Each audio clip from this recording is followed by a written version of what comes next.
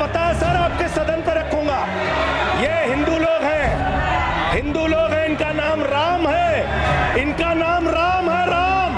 जिस दिन सत्ता परिवर्तन होगा एक भी आदमी बाहर नहीं दिखेगा। 3 घंटे ईडी सीबीआई दे दो, सबको भेज दूंगा। अडानी की दलाली करने वाली सरकार हमसे सवाल कर रही है। भ्रष्टाचार के खिलाफ जब बोलते हैं भाजपा के लोग तो लगता है ओसामा बिन लादेन अहिंसा पे उपदेश दे रहा है। 3,02,000 करोड़ रुपए का ठेका इन लोगों ने इलेक्टोरल बॉन्ड के नाम पे लिया। सर, आप हमारे पूर्वांचल के भाइयों को रोहिंग्या कहेंगे, हिम्मत कैसे हुई आपकी? कोई बांग्लादेशी दिल्ली कैसे आ गया?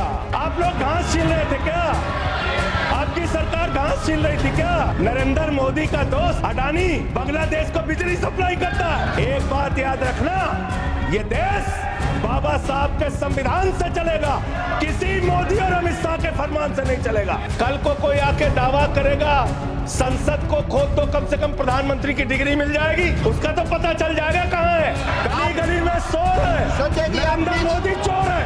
बच्चों शांत हो जाओ, बच्चों हल्ला मत करो। हमारे प्रधानमंत्री जी भारत के संविधान पे शपथ लेकर देश के प्रधानमंत्री बने। यहां पे बैठे हुए सांसद संविधान की शपथ लेते हैं, मंत्री संविधान की शपथ लेते हैं, लेकिन संविधान में लिखी हुई बातों को नहीं मानते। धर्मनिरपेक्षता से इनको मतलब नहीं है। हमको अगर दर्शन करना होता है मान्यवर, तो हम काशी जाते हैं, महाकाल का दर्शन करने उज्जैन जाते हैं, प्रभु श्री राम का दर्शन करने अयोध्या जाते हैं। लेकिन भाजपाइयों को जब दर्शन करना होता है तो ये मस्जिद में भगवान का दर्शन करने जाते हैं। मस्जिद में भगवान का दर्शन करने जाते हैं, मस्जिद में मंदिर खोज रहे हैं पूरे देश के अंदर। तो इसलिए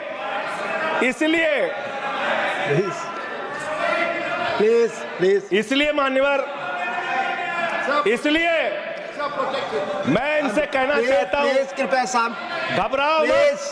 सीट पर चीखना चिल्लाना शुरू कर देते हैं, जैसे ही बोलता हूं चीखना चिल्लाना शुरू। मान्यवर,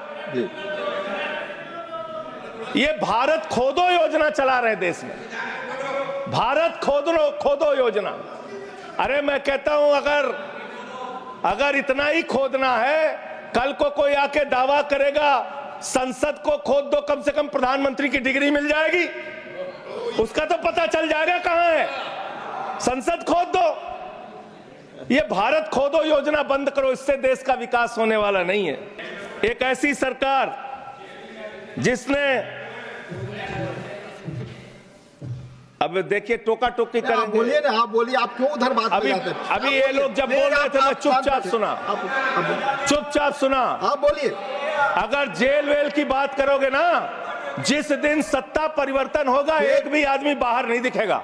फिर ऐसी बातें मत करो, आपस में बात नहीं। संजय ये जी, धमकी देने की बातें मत करो। संजय जी, आपस में कोई बात नहीं। संजय जी प्लीज, नहीं कोई नहीं, आप लोग आपस में बात कंट्रोल कीजिए सर। सभी लोग आपस में बात, प्लीज आप बैठे रहे, प्लीज। ऐसे धमकी देकर काम मत करो। आप विषय पे बोले। अडानी की दलाली करने वाली सरकार हमसे सवाल कर रही है। विषय पर संजय जी जो विषय बोलेंगे, ये भ्रष्टाचार पे बोलेंगे, विषय पर बोलिए प्लीज, विषय पर बोलिए प्लीज। अडानी की दलाली करने वाले लोग हमसे सवाल करेंगे। मानिए, मुझे लगता है कि संजय जी अपना आपा खो गए हैं और उन्होंने अपनी शब्दावली को ध्यान में रखना चाहिए, और ये जो उन्होंने शब्द वाक्य इस्तेमाल किया ये एक्सपंज होना चाहिए।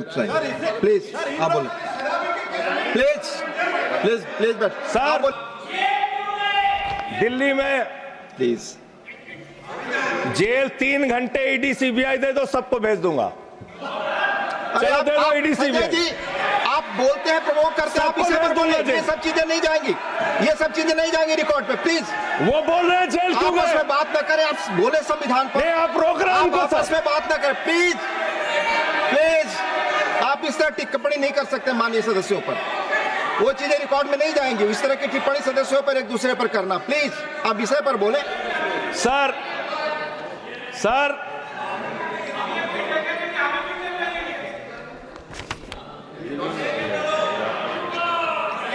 3 सर आप ही का चेहरा दिख रहा है सर। नहीं मेरा चेहरा नहीं, चेहरा आपका दिख रहा, आप बोलिए तो। सर आप बोलिए। ये लोग भ्रष्टाचार के खिलाफ जब बोलते हैं, भ्रष्टाचार के खिलाफ जब बोलते हैं भाजपा के लोग, तो लगता है ओसामा बिन लादेन अहिंसा पे उपदेश दे रहा है। ये भ्रष्टाचार के खिलाफ बोलेंगे। 3,02,000 करोड़ रुपए का ठेका इन लोगों ने इलेक्टोरल बॉन्ड के नाम पे लिया सर। 3,02,000 करोड़ रुपए का ठेका इन लोगों ने इलेक्टोरल बॉन्ड के नाम पे पर बोलिए दिया है। विषय पर प्लीज सर, विषय पर बोलिए सर, जो आप मालूम है कि विषय पर बोले गाय काटने वाली कंपनी से चंदा लेने वाले लोग मेरे ऊपर सवाल उठा रहे हैं। आपस में बात नहीं, गाय काटने वाली कंपनी से चंदा लेने वाले लोग, प्लीज ये मंत्री कहाँ चल रहे हैं? आप बच्चों शांत हो जाओ, बच्चों हल्ला मत करो, प्लीज बच्चों शांत, बच्चों हल्ला मत करो, बच्चों शांत। प्लीज मान्यवर, मान्यवर, ये हमारा टाइम खाने की कोशिश कर रहे हैं। कि जिस संविधान ने ये ताकत दी है कि वो वोटर्स लिस्ट के बारे में जो चर्चा कर रहे हैं कि उसको कटवाने का, वो प्रोविजन भी संविधान के अंतर्गत ही है। और उसमें देखने वाली बात ये है कि ये इतने दिन सत्ता पे कहीं रोहिंग्या और बांग्लादेशी के वोटों पर तो नहीं बने हुए थे। माने संजय जी, इतनी शानदार बात आज की है लीडर ऑफ द हाउस ने सर, मैं इनका नमन करता हूं। इतनी बढ़िया बात इन्होंने कह दी कि मैं इसका जवाब जरूर दूंगा।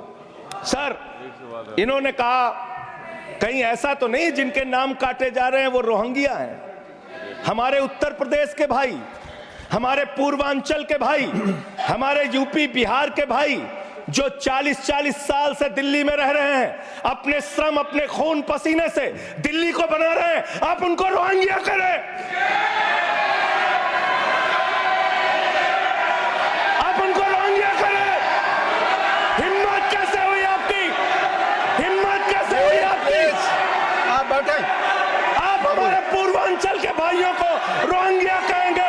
हिम्मत कैसे हुई आपकी? हिम्मत नहीं होनी चाहिए आपकी। आगे बोले। पूर्वांचल के लोगों को ये बांग्लादेशी कह रहे हैं। मैं नाम पढ़ रहा हूं, राम सिंह बसंत विहार में रहते हैं, उनका वोट कटवाया गया। राम प्लीज बैठ जाइए। बसंत विहार में रहते हैं। आप सब बैठिए, बैठिए। ये पता है सर, आपके सदन पे रखूंगा। ये हिंदू लोग हैं, हिंदू लोग हैं, इनका नाम राम है, इनका नाम राम है, राम, इनका नाम राम है, राम। प्लीज बैठे। छोटेलाल वर्मा, आप बैठे। छोटेलाल वर्मा, अंबेडकर नगर, बस्ती आरकेपुरम। तो मैं मोदी योगी की जो उत्तर प्रदेश की सरकार चल रही है उनसे भी पूछना चाहता हूं कि आप अपने चुनावी घोटाले के लिए लोगों की जान लेने पर क्यों उतारू हैं? क्यों उनकी हत्या कर रहे हैं आप? आपने 180 आंगनबाड़ी बर्खास्त कर दिया। पता है कितनी मजबूरी में वो लोग आंगनबाड़ी का काम करते हैं, 5,000 6,000 रुपए की नौकरी के लिए। आपने 30 से ज़्यादा सफाई कर्मी सस्पेंड कर दिए बनारस में। मोदी जी कुंभ के मेले के बाद पैर धुलेंगे, सफाई कर्मियों का नौटंकी करेंगे, पूरे देश के फ्रंट पेज पे छपवाएंगे अखबार है। और अब आप सफाई कर्मी से कह रहे हैं बीएलओ बनो। सफाई कर्मी का काम छोड़ के आप बीएलओ बनिए, और अगर आपने काम नहीं किया तो उठा के आपको सस्पेंड कर रहे हैं। हजारों लोग उत्तर प्रदेश में सस्पेंड हो चुके हैं, नोटिस पा चुके हैं, उनके खिलाफ कार्रवाई हुई है, टर्मिनेट हो चुका है। तो ये सीधे तौर पे हत्या है उन बीएलओस की जिनके ऊपर दबाव इतना बनाया गया कि उन्होंने मजबूरी में अपनी जान दे दी। तो ज्ञानेश कुमार के खिलाफ हत्या का मुकदमा होना चाहिए, जो बीएलओ इस पूरी एसआईआर की प्रक्रिया में मारे गए हैं, नंबर 1। और उनके परिवारों को, जो बीएलओस मारे गए हैं, उनको 1-1 करोड़ रुपए का मुआवजा और परिवार के लोगों को नौकरी मिलनी चाहिए, नंबर 2। और नंबर 3, ये एसआईआर का चुनावी घोटाला बंद होना चाहिए, क्योंकि अगर ये एसआईआर का चुनावी घोटाला चलता रहा तो पता नहीं अभी और कितनी जाने जाएंगी। लोकतंत्र का तो गला बिल्कुल होता जा रहा है, इसमें कहीं कोई संदेह नहीं है।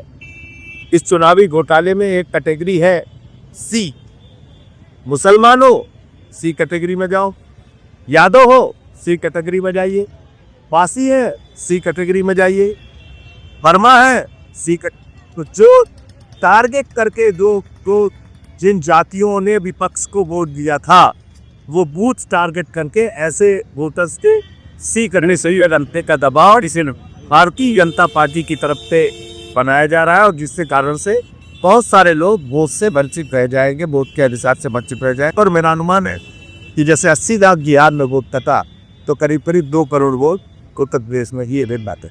क्या SIR का विरोध करेंगे? जिसके कारण SIR का सदन में पूरा विरोध करेंगे और कल से संसद का सत्र शुरू हो रहा है। आज हमारी पार्टी के प्रतिनिधि वहाँ पे गए थे, आज पार्टी मीटिंग में उन्होंने स्पष्ट किया है हाँ, हिंदू धर्म खतरे में है क्योंकि देश भर के सारे लफंगे हिंदू धर्म के ठेकेदार बने टहल रहे हैं। पाखंड फैलाने वाले फर्जी बाबा उनके नेता बने हुए हैं और B ग्रेड अश्लील फिल्में बनाने वाले, भ्रष्टाचार की जांच में फंसे लोग, धोखाधड़ी के मामले में जांच का सामना करने वाले, पोर्न फिल्म निर्माताओं के परिवार वाले और ऐसे तमाम लोग सनातन की आड़ में अपने कलंक धो रहे हैं। पर यह सब उतना ज्यादा बुरा नहीं है जितना बुरा इन सब पाखंडों पर हिंदू समाज के भले लोगों की चुप्पी है। 150 करोड़ की आबादी में 100 करोड़ से ज्यादा हिंदू हैं, लेकिन बताया जा रहा है कि हिंदू खतरे में है और उसे कट्टर होने की सीख दी जा रही है। अब इससे बड़ी ठगी और क्या होगी। सारे जाहिल खुद को कट्टर हिंदू कह रहे हैं, जबकि सच ये है कि हिंदू कट्टर हो ही नहीं सकता। कट्टरता तो इतनी बुरी चीज है कि एक कट्टर समझदार भी दरअसल मूर्ख ही होता है। ऐसे में इन बेवकूफियों पर हिंदू धर्म के दर्शन को समझने वाले और लोकतंत्र को मानने वालों की चुप्पी मुझे खल रही है। ये चुप्पी खतरनाक है। सभी को दिख रहा है कि हिंदू धर्म और सनातन की ध्वजा ऐसे लोगों के हाथ में आ गई है जो इस देश को सांप्रदायिकता की आग में झोंकना चाहते हैं, लेकिन ये लोग चुप हैं। ये चुप्पी भयानक है और मैं चुप नहीं रहूंगी। मैं पूछूंगी कि भगवान राम के नाम पर सरकार बनाने वाले लोग खुद श्री राम के आचरण में कितना विश्वास करते हैं।